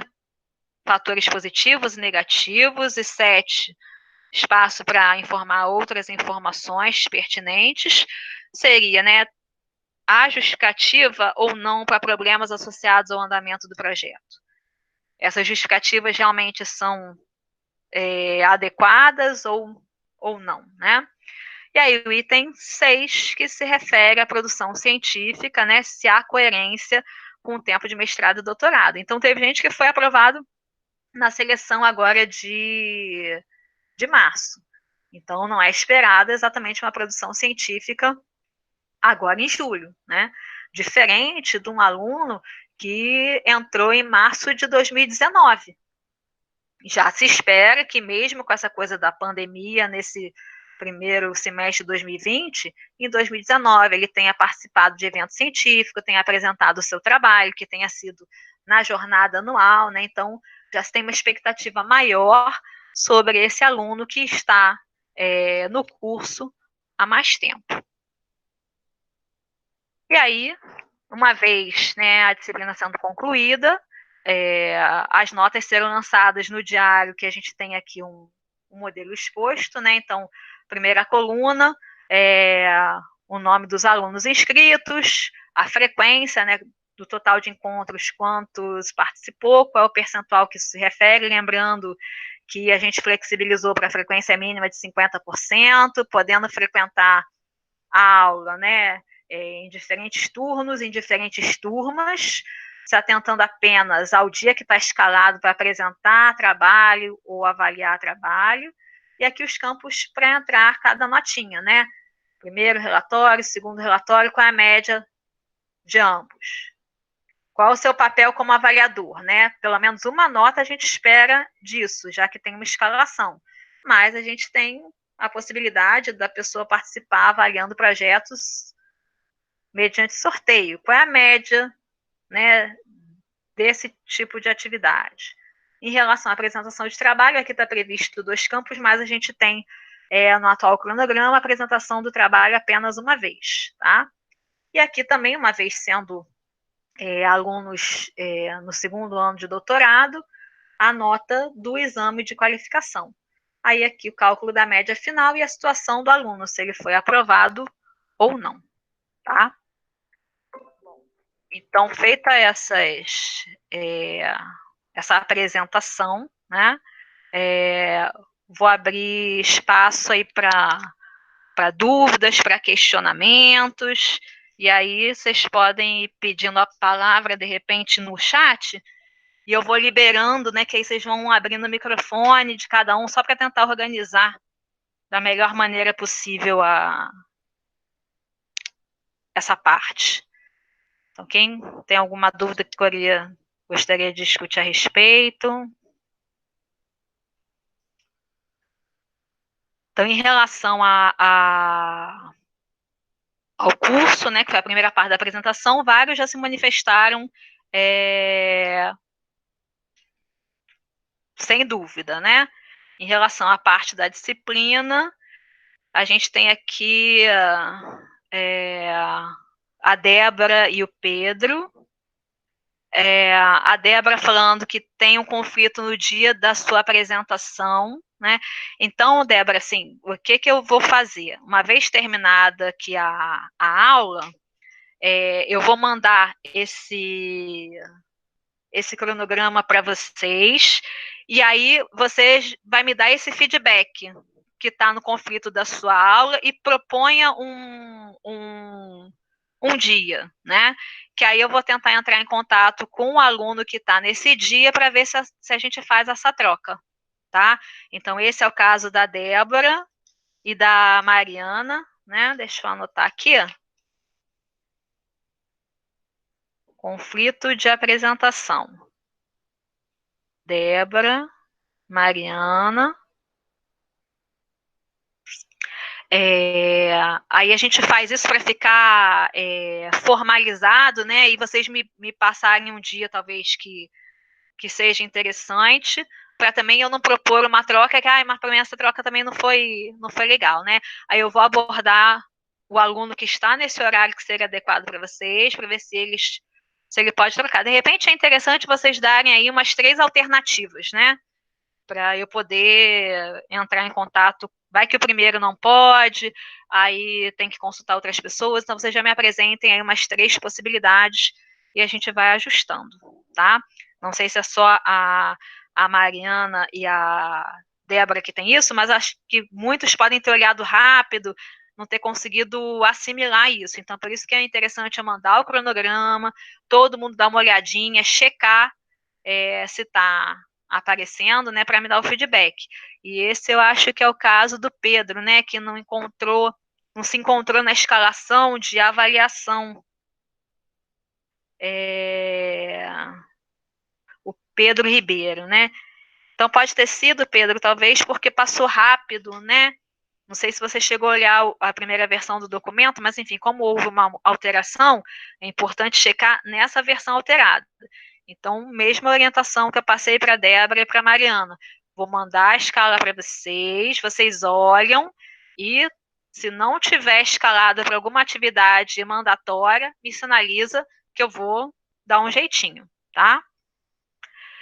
Então a gente conversou sobre isso, né? É possível antecipar a qualificação para esse primeiro semestre? Esse não é o plano, porque a gente tem uma dinâmica meio complicada, né? E tem vários professores que estão complicados também. Então, são muitas pessoas envolvidas para a gente mudar. Então, não está nos nossos planos antecipar a qualificação para esse primeiro semestre. Ok? A disciplina é anual, então, assim, todo mundo teria que cursar o ano todo para ter o aproveitamento. Então, não sei exatamente qual é o seu caso. Depois, se você quiser discutir melhor no privado, a gente pode discutir, mas não é o planejado, né? Não vemos como adequado fazer isso. A gente tem uma pergunta aqui da Maitê. Professora, a presença de todos é obrigatória em todos os turnos na semana, do dia 14 a 18 de setembro? Não, então, Maitê, o que eu comentei? Não sei se você não estava na sala nesse momento. Você está no mestrado, então a semana que está prevista para vocês é essa mesmo, 14 a 18 de setembro, manhã e tarde. A presença que a gente está, né, colocando como mínima é de 50%. Então, se são 5 dias, 2 turnos, vamos considerar aí 10 encontros. Você teria que estar presente em 5 encontros. Você tem 2 encontros que você provavelmente vai se ver obrigada a estar, que é no encontro que você vai apresentar o seu trabalho e no encontro que você vai avaliar o trabalho do colega. E aí, então, isso já está escalado, né? Você tem que ver se atende ou não, se precisa fazer alguma modificação ou não. Os outros 3 encontros para computar a frequência mínima, você pode fazer de acordo com a sua conveniência. Então, pode ser mais 3 manhãs, mais 3 tardes, algumas manhãs, algumas tardes, e não somente na turma de mestrado. Isso pode ser também feito na turma de doutorado, que a gente tem uma outra semana prevista. Então, justamente para não ficar preso ali e tentar atender ao máximo as necessidades que, como eu disse, são inúmeras e diversas, né? E aí fica difícil da gente atender a todos, tá? Mas eu acho que fica bem flexível isso, né? Mais alguma dúvida, gente?